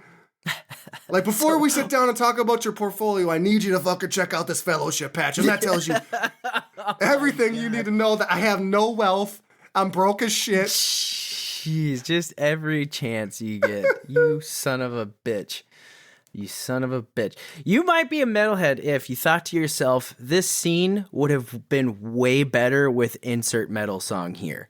Like, I can't tell you how many times I've watched a show or a movie, or I'm just like, man, if they just fucking put, oh man, I'm trying to think off the top of my head. Oh, totally. Like, all these, like, fantasy shows are like, why can't there be a Blind Guardian song in this show? Absolutely, absolutely. I find myself doing that literally all the time. And you might be a metalhead if that happens. You might be a metalhead if you hear classic American songs and think, this should be death metal vocals. Like, we've talked about this before, but, like, Toto's Hold the Line would be the ultimate death metal song. Like, hold the line! Just, oh, my God. Oh, God, yeah, that would be fucking rad. That would be rad. That's all the things that I got for you might be a metalhead if. You might be a metalhead if. Well, I got a few here for you. Like, Franny, you might be a metalhead if you've ever either A, argued about Burzum with someone, or in the winter when you're cold, you go, Burzum? Oh my God. My family has no idea about Burzum, but they've heard me say, oh, a Burzum, like so many times that now, like, my aunt will be outside shoveling, like, oh, Burzum, and she's got no fucking idea. No fucking clue. Jeez. You might be a metalhead if you don't know what happened after And Justice for All and you no longer give a fuck. Shots fired across the bow. Yeah, that's... You might be a metalhead if you've ever put your arm around a stranger and headbanged. That one is near and dear to my heart. And in that same vein, you might be a metalhead if you've ever created a human shield to protect someone that's fallen in a mosh pit. Absolutely. Been there and done that on both of those ones. Well, I want to hear more. I could go on and on about this, and maybe we'll have to revisit this. I want to hear, again, Droomies, tell us what you would say to this list. Like, you might be a metalhead if what? Insert whatever fucking shit. And in terms of Baphomet, are you a top or a bottom? Like, what do you prefer? Are you paying attention in the attic, or are you down in the basement getting dirty? Like, we want to know. I feel like somehow we got to questions. We got to revisit Baphomet. Know. Baphomet's got them horns you can hold on to, get some leverage with, and yeah, you're bringing up some valid points here, bud. Well, Franny, before we get into the Mortuous fucking extravaganza, I got just one last little important fucking field coverage of Gwar from a Cro-Mag tribal elder. So, going back to Concert Survival 101, again, you're anthropologists as Druids. You're always studying what's going on around you. And the Druids are always going to bring you an academic level of study to the archetypes of heavy metal. Our research is ever present. We are always out in the field trying to learn as much as we can. So to that end, I can't believe this, Franny, but we were able to procure an unprecedented view inside the process of a Cro-Mag tribal elder. Oh my God. I mean, this is like, it's not easy to crack. This is like, you're going in the deep Amazonian jungles and you're finding one of those last few tribes that has been untouched by modern man. Like, you're not meant to see this shit. Well, the Druids, we got to see this shit. We got a field report from Castle, the kilted dong keeper flopping out at municipal waste. He has coined Droomies. This is the man who has shared his tribal wisdom with the Druids from day one, and he sent us field coverage about his process to survive a show. So if this doesn't make sense, head back to the Concert Survival episode. But he sent us photo. First of all, can we just say, like, this is an ancient sect of metal fans, and he's using new technology. Like, I'm just going to shout. Oh, absolutely. This dude's using a cell phone, which a lot of Cro-Mags aren't a fan of. They like to just get word of mouth to talk about shows. He sent us a show, and just one, they say a picture can tell 1,000 words. He just sent us one photo of how he preps for a show, and in that photo, I was blown away at what we learned. In that photo, there was a C4 caffeinated drink, which, if you're not aware, that's about 300 milligrams of caffeine. Oh, yeah. Okay? Oh, yeah. That equates to about 12 cups of coffee. So that's how he's starting his fucking show. That's some jet fuel. That's that's short of having like an Adderall that you can crush up and snort. Like, that's your next best option if you're trying to get amped up in the Cro-Mag circle. He's a Cro-Mag. He's going to be moshing for 2 hours. He needs to get a lot of energy. So yeah, absolutely. 300 milligrams of caffeine. If you got a weak ticker, that is not for, but you're not a Cro-Mag. You're probably not a Cro-Mag if you're not doing, Jesus Christ. I'm like, aside from hanging out with Pablo Escobar, I don't know how someone could be used to taking that much stimulants before a show. And then, so next to this fucking C4 caffeine, he's got to balance out his equilibrium. You can't soar too high in the clouds without going to the depths of the basement. So he's got a horrendous bottle of Chinese whiskey.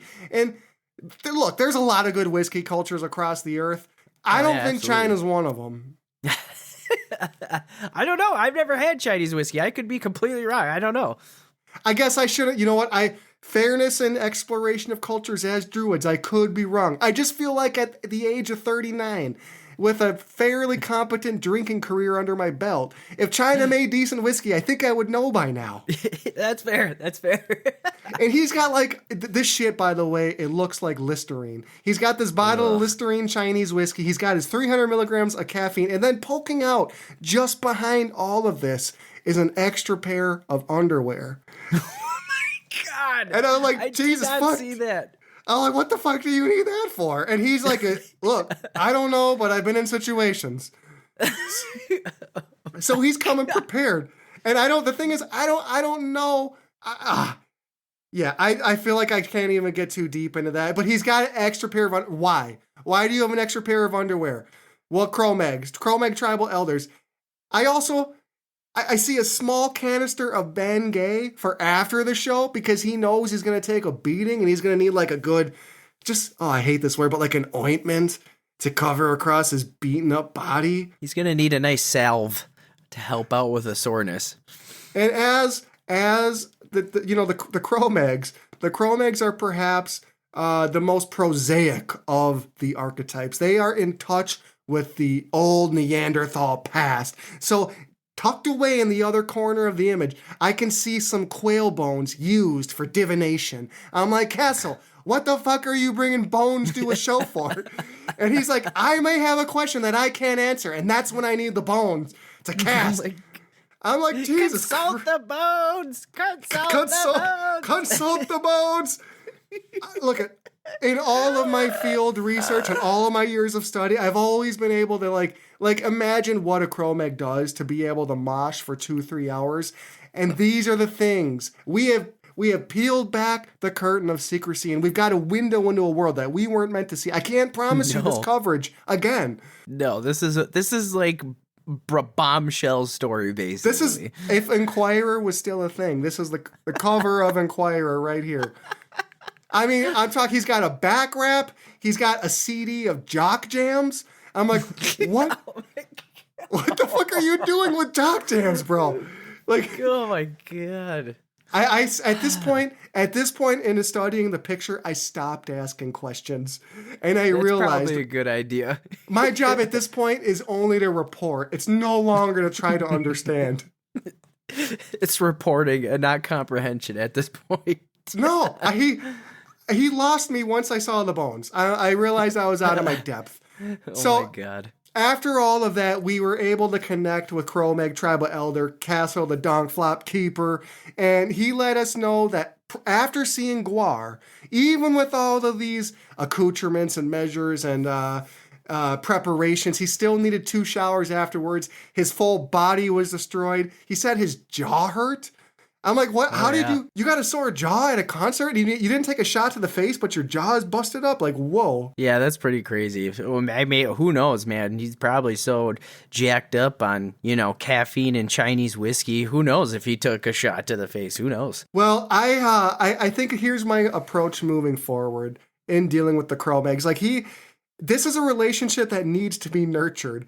I am going to need to learn as much as I can about this secret society so that I can most effectively bring Cro-Mags with me to shows, and I can provide them with all of these accoutrements to make sure that they are fueled up, gassed up, ion lithium charged up to rock and roll the whole show. That's our window for you. Field coverage of Gwar from a Cro-Mag Tribal Elder, Castle, the Droomy Coiner, Dick Floppin' Kilt, Municipal Waste Spooker, we love you. Keep that information coming to us. You are a goddamn legend. You're doing the Cro-Mag work out there. So bringing honor to your clan. Do it and let the English say you do it. Yeah. All right. Well, with that being said, I think we got some time for some rapid fire reviews and let the Droomies out there know what we're listening to. I got a couple today, but Wrecker, why don't you take us away, homeboy? Well, I'm going to be fucking full up honest. I don't know if this first one probably won't be too rapid fire because I want to give it its just due. Ooh, I wonder who it could be.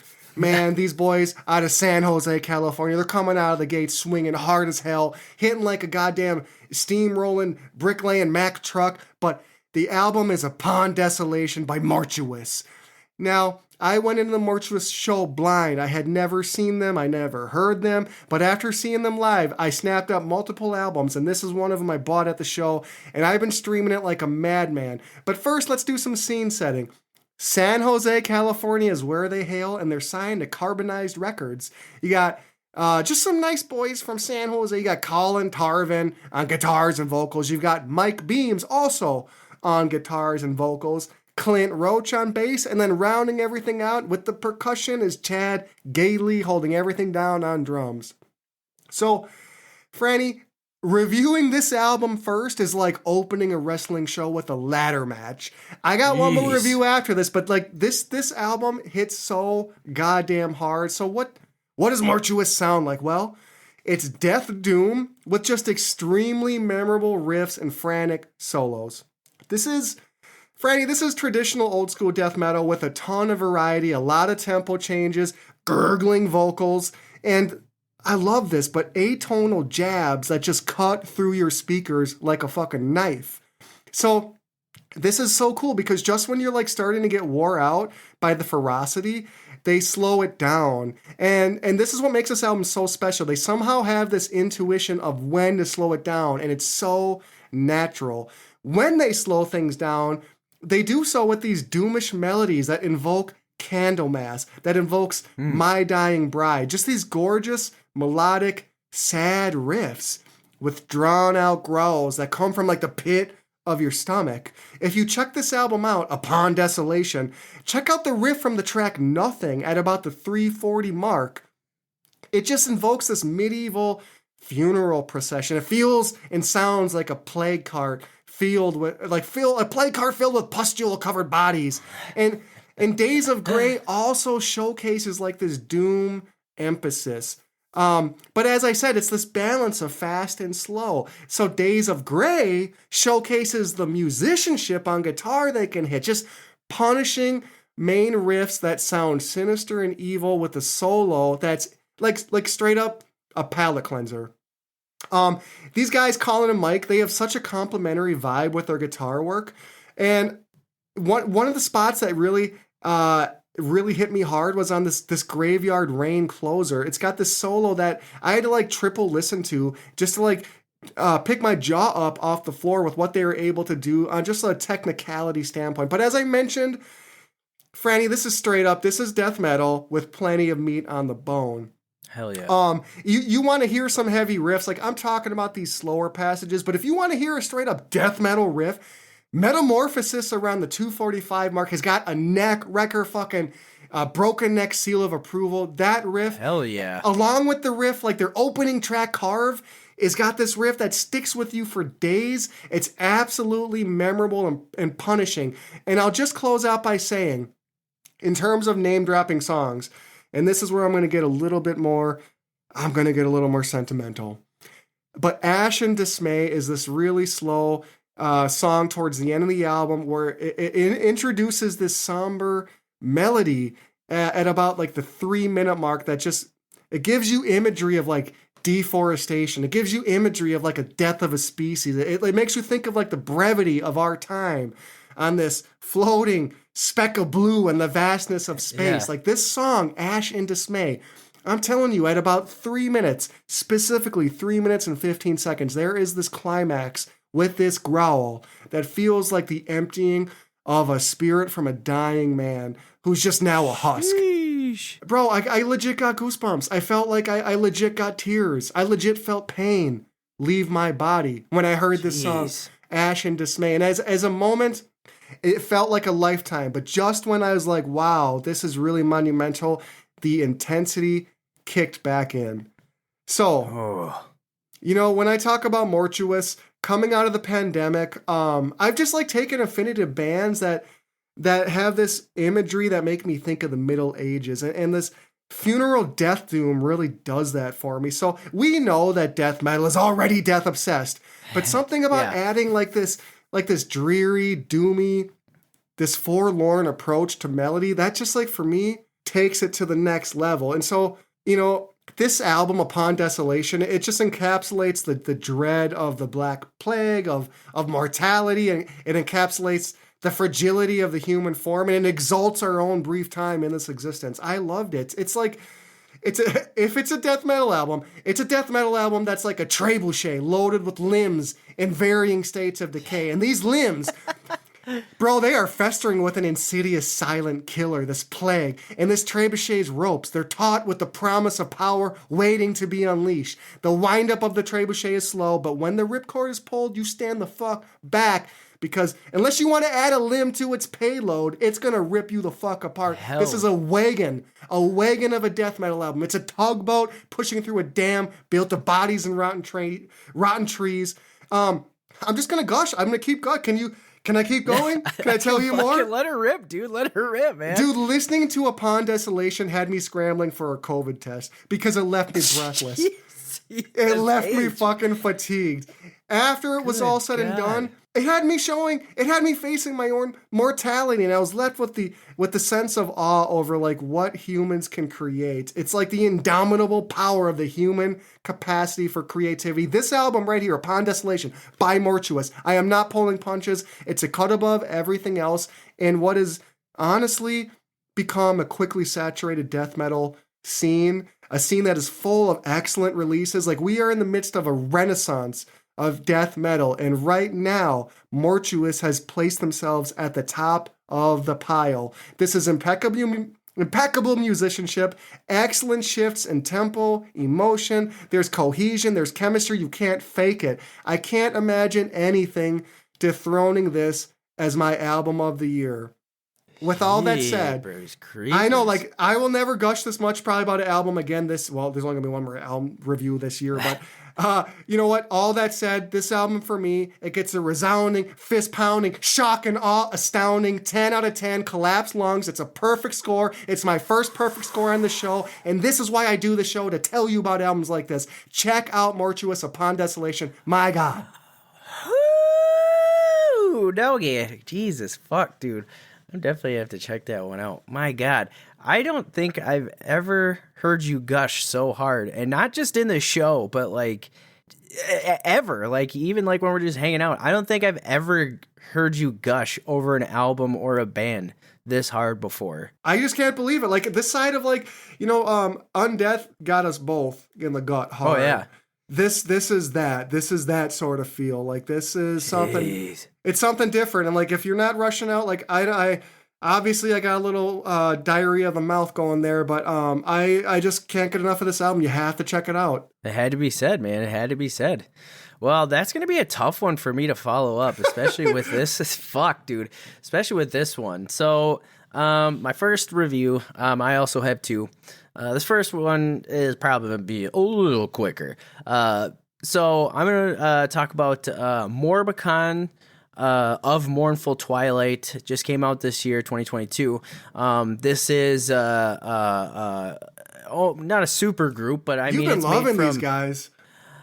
yeah, it's yeah. So it consists of Landfill Hall and Dave White. I never know how to say his name. I don't know if it's Dave White or Witt. I think it's Witt, but I'm not sure. Yeah. So Landfill Hall and Dave Witt from Municipal Waste, and they are joined by Vrenth from Fintroll to create this like black and thrash, once again, bash metal lineup. And you know, on first listening, this 3-piece, again with a 3-piece, they've been killing it. They do kill it. They do kill it. I mean, it comes with like breakneck pacing, and thrash metal influences from both Landfill and Dave, and then brought over from Municipal Waste, and then with blackened vocals that you get from Vrenth from Fintroll. The riffing in this album is pretty insane and frantic at times, and then the melodic breakdowns can be really, really, really catchy. But I will say that I don't know if it's my headset or my speakers. The mixing felt kind of flat sometimes. Like, it was hard to pick up like the kick drums and like the bass in it. So I don't know if it was my headset or my speakers, or like even in my truck, like it didn't sound, it sounded kind of flat sometimes. Now, I will say this, alluding to what you had said previously after you listened to it. Do you recall what you said? I feel like it was just like, boy. I felt like it was kind of just generic paint by numbers heavy metal. Like, I felt like it was fine. There was nothing, I wouldn't reach for it probably. I wouldn't remember it, but yeah. And I felt like I didn't hear any Fintroll or Municipal Waste, which is what I was so expecting. Yeah. So I will say this, after 4 listens, I've listened to this album front to back 4 times. I agree with you. I know when I first told you about it, I'd only listened to it once and I was super jacked about it. But after listening to it more and more, I do agree that this is kind of like, it's kind of like background metal with brief glimpses of like super fucking kick-ass headbanging, foot stomping fun. It shows signs of greatness. I agree with you that I would like to hear more Municipal Waste or like more Fintroll. But sometimes it just doesn't, any of that. Yeah, it just doesn't come through all the time.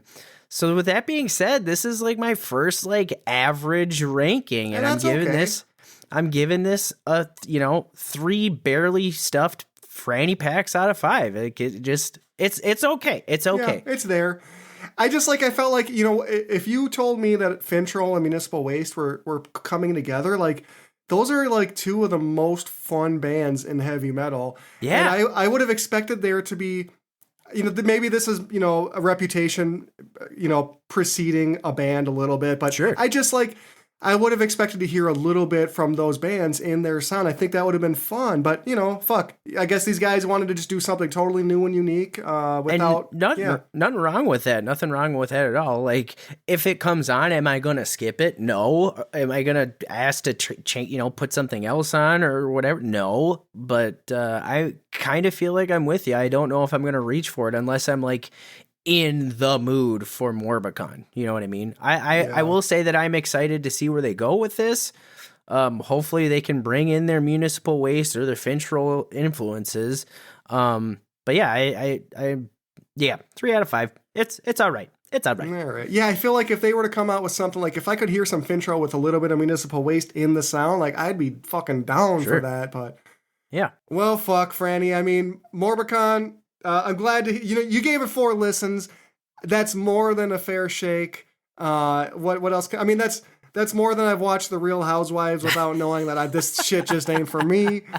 So I appreciate the field work you put into that. And you know what? I'm kind of after gushing over Mortuous, I've got a really fucking hot review of Tribulation that I think it needs its own room to breathe. So I'm going to push that to our next episode because I want to really dive into that. But I know you have got another review for us. So why don't you take us home with our final review of the day? All right. Well, we covered some albums that came out this year. It's time to jump in the Druids of Doom time machine and go all the way back to 1993. I'm going to talk about a little band from Canada, nice little Canadian band called Gorguts. Oh boy. And the album in question is The Erosion of Sanity. Classic. Now, this album is probably one of my first real sit downs of Gorguts. I've heard like songs, but I've never like sat through a whole album. This is my first like real take of that. And right from the onset, just fucking crushed my brain, just splattered it on a wall, just hucked a 97-mile-an-hour fastball, and just chunks went everywhere. It was fucking sick. I mean, you got all sorts of tempo changes, like right off the bat, in the title, or not the title track, in the first track with their Flesh He'll Create. Like the tempo changes in that like was needed because I had to catch my breath and like, holy Christ on a cracker. It was nuts, dude. It was nuts.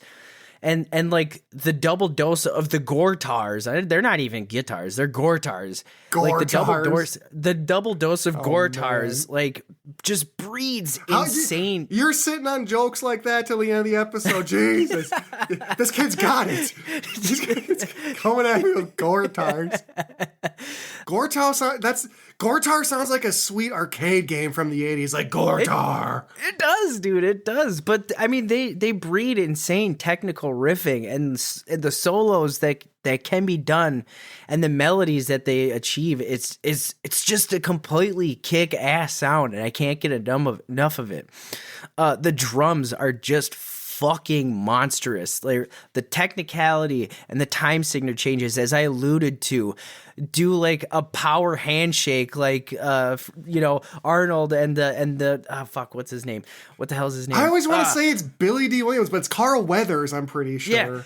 Yeah. It does like the drums, and they do like a power handshake with the guitars and the vocals that are just perfectly matched. You know what I mean? Just like the Dylan, you son of a bitch. You know what I mean? Carl Weathers was a motherfucker. He was a big, he was a son of a bitch. Wow. Yeah, but it gives me that kind of vibes. Like everything is just fucking perfect together. It's great. It really is.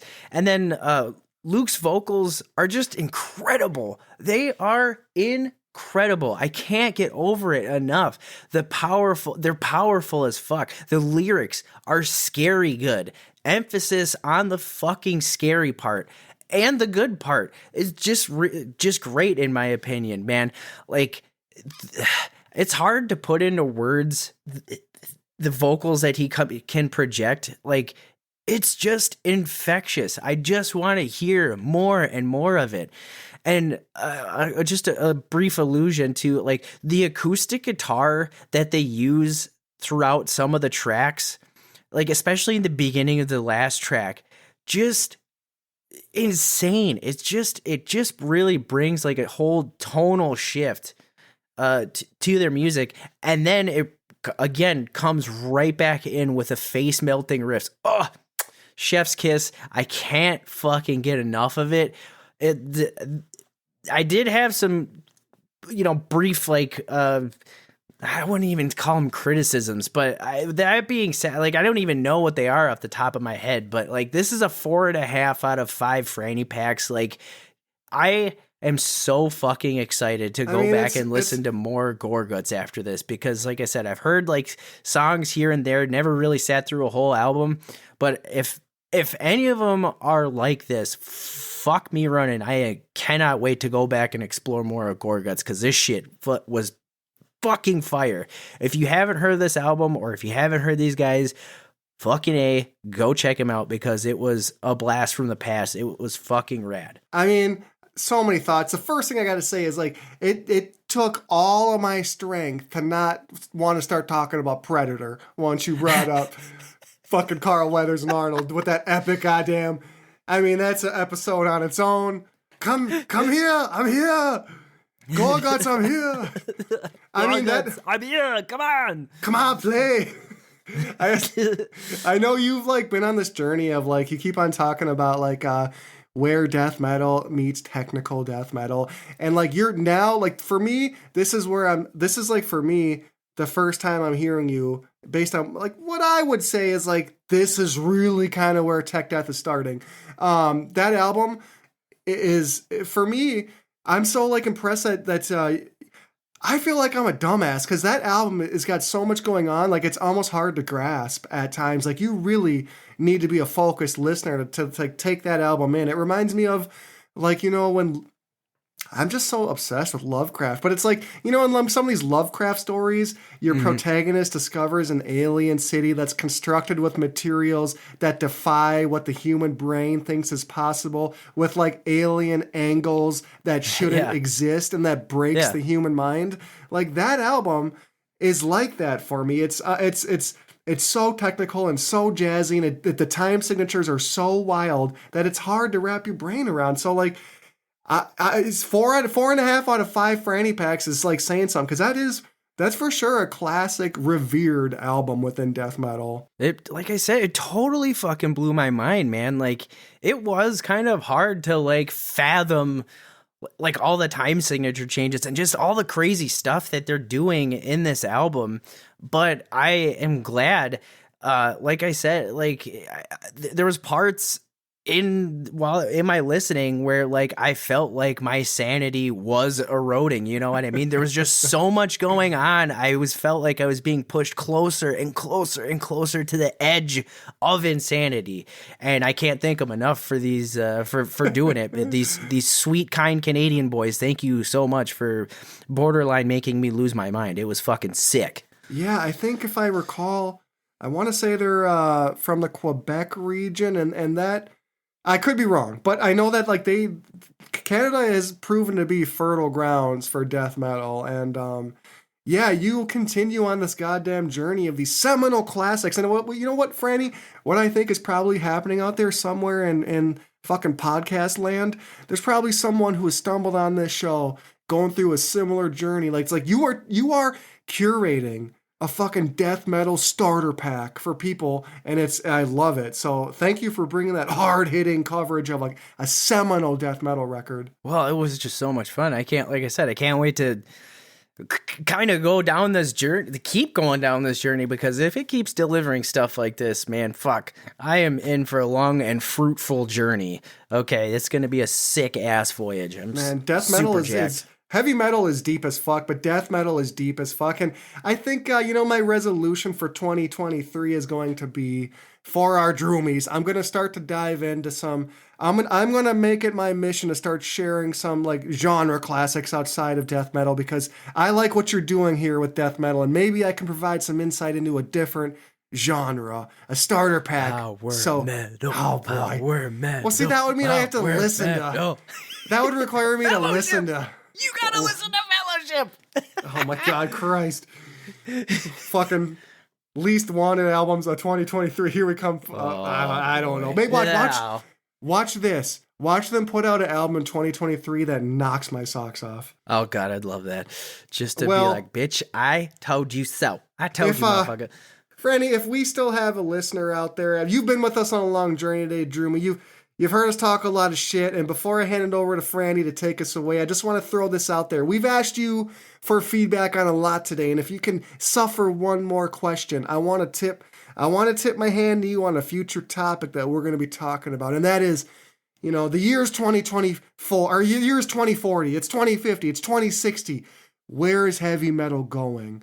I want your thoughts on where is heavy metal going. And get back to us on that. What genres might it blend? What's the state of the scene going to be? What kind of sounds are we going to be able to look forward to? Is it still healthy? Will anything kill the metal? I don't believe so, but I still want to. Will androids kill the metal? Will Skynet? Cyberdyne? Can anything kill? Get back to us on where you think heavy metal's going. Get back to us on what are your heavy metal Christmas traditions.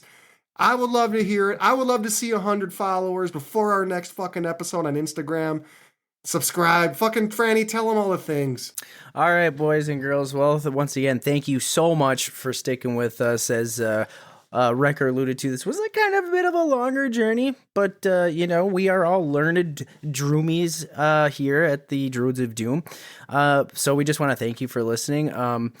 Make sure you hit us up on our Instagram. Let us know, send us pictures of your battle vest. What do you feel like the scene of metal is going to be like in 2040, 2050, 2060? Comment on any of our posts. Let us know. Also, hit us up at our Gmail, Druids of Doom Podcast at gmail.com. Let us know what you're thinking. Send us pictures of your battle vest so we can tag them or put them up on our Instagram and tag you. Let us know if you're a top or a bottom when it comes to Baphomet. These are the things that we are dying to know. As always, thank you for sticking around, and make sure you catch the next episode of Druids of Doom.